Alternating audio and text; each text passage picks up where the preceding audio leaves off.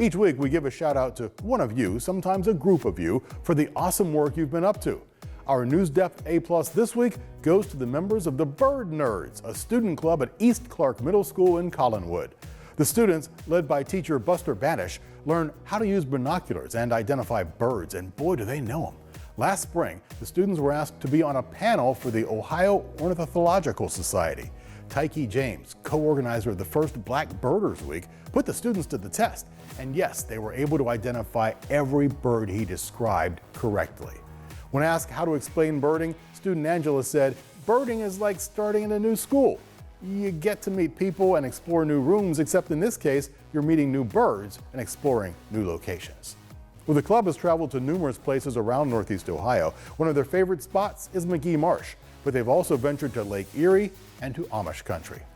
"My experience has been really fun," said Mackenzie. "I get to go places and be with my friends and see cool birds."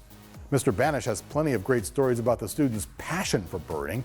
One that he shared included the students skipping Halloween trick-or-treating to visit a marsh and look for birds.